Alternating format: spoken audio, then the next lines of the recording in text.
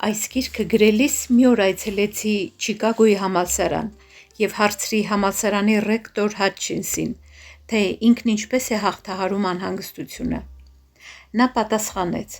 «Ես միշտ ջանացել եմ հետևել այն խորհրդին, որ ինձ տվել է Ջուլիուս Ռոզենվալդը.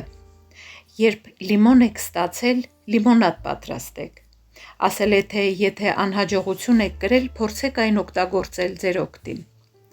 Այսպես է վարվում բարձրագույն դպրոցի խոշորագույն գործիչը, իսկ հիմարը ճիշտ հակառակն է անում։ Տեսնելով, որ ճակատագիրը իրեն անհաջողություն է բերել, նա թևաթափ է լինում ու ասում. «Ես անհաջողակ եմ, սա ճակատագիր է, ես ոչ մի հնարավորություն չունեմ»։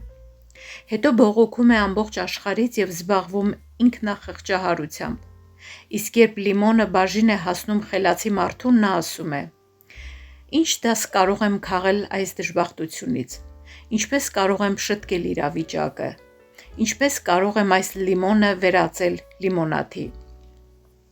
Մեծ հոգեբան Ալֆրեդ Ադլերը, որն իր կյանքը նվիրել էր մարդու և նրա թաքնված հնարավորությունների հետազոտմանը,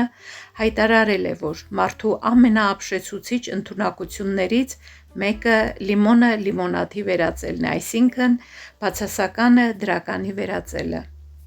Մի անգամ Ֆլորիդայում այցելեցի մի ունևոր ագարակատիրոջ, որը լիմոնադի էր վերածել նույնիսկ թունավոր լիմոնը։ Սկզբում, երբ դարձել էր այդ ագարակի տերը, նա հուսահատության էր մատնվել։ Հողն այնքան վատն էր, որ նա չէր կարողանում ոչ մրգատու ծառեր աճեցնել, ոչ էլ անասուն բուծել։ Այնտեղ ոչինչ չկար, բացի խիլավոր կաղնիներից և բոժոժավոր օձերից։ Հետո նա մի գաղափար հղացավ, օգտագործեց օձի միսը պահածո պատրաստելու համար։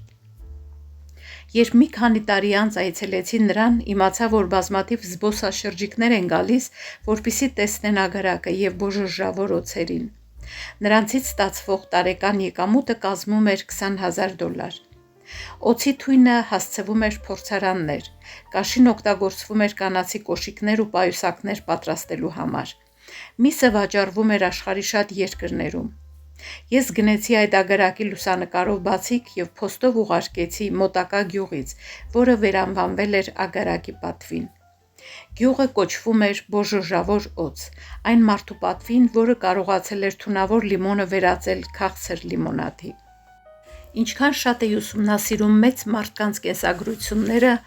այնքան շատ էի հանգում այն եզրակացության, որ նրանց թվում շատ են այնպիսիք, ովքեր կյանքի սկզբում ինչ-ինչ դժվարություն էին ունեցել։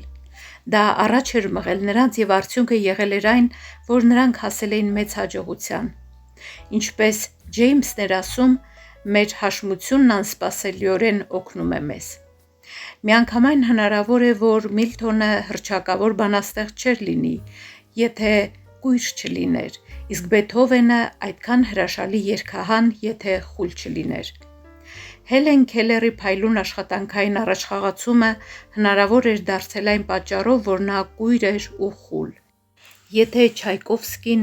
հույսերի խորտակում չապրեր և նրա կյանքը այդչափ ողբերգական չլիներ, ապա հավանաբար չէր կարողանա ստեղծել իր անմահ պաթետիկ սիմֆոնիան։ Եթե Դոստոևսկին և Լև Տոլստոյը այդքան ողբերգական պահեր չապրեին իրենց կյանքում, նրանք հազիվ թե կարողանային ստեղծել իրենց անմահ վեպերը։ Եթե ես այսչափ հաշմանդամ չլինեի, գրել է այն մարդը, ով փոխեց գիտական պատկերացումները երկրագնդի վրա կյանքի առաջացման մասին, ապա չէի կարողանա այդքան գործ անել, ինչքան արել եմ։ Սա Չարլզ Դարվինի խոստովանությունն է։ Սկանդինավյան ասացվածքը պնդում է. «Հյուսիսային քամին է ծնունդ տվել վիկինգներին»։ Միթե անհոգ կյանքը, դժվարությունների բացակայությունը և պարապությունը կարող են օգուտ ու երջանկություն բերել մարդկանց։ Ընդհակառակը, նրանք, ովքեր իրենց խղճում են, իրենց կխղճան նաև փափուկ բարձին պառկած։ Միևնույն ժամանակ, պատմությունը ցույց է տալիս, որ նրանք են կոփել խառնվածքն ու երջանկության հասել ցանկացած, նույնիսկ աննպաստ պայմաններում, ովքեր պատասխանատվությունը վերցրել են իրենց վրա։ Ենթադրենք, որ դուք ընկճված եք և զգում եք, որ չեք կարող ձեր լիմոնը վերածել լիմոնադի, բայց կա երկու պատճառ, թե ինչու պետք է անպայման փորձեք դա անել։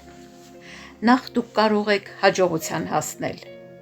Երկրորդ, եթե նույնիսկ հաջողության չհասնեք, բացասականը դրականի վերածելու հասարակ փորձը ձեզ կստիպի նայել առաջ, այլ ոչ թե հետ, եւ դրական խոհերով կփոխարինի բացասական խոհերը։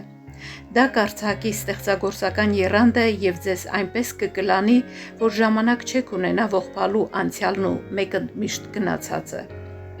Մի անգամ, երբ հանրահայտ թավջութակահար Օլ Բուլը համերգ էր տալիս Փարիզում, նրա թավջութակի միլարն անսպասելիորեն կտրվեց։ Օլ Բուլը մեղեդին ավարտեց 3 լարով։ Կյանքում ամենակարևորը հաջողությունն օգտագործելը չէ։ Ամեն մի հիմար կարող է դա անել։ Ամենակարևորը կորուստներից օգուտ քաղելն է։ Դրա համար խելք է պետք։ Դրանով են տարբերվում խելացի մարդը եւ հիմարը։ Եվ այսպես, եթե ճակատագիրը ձեզ լիմոն է մատուցում,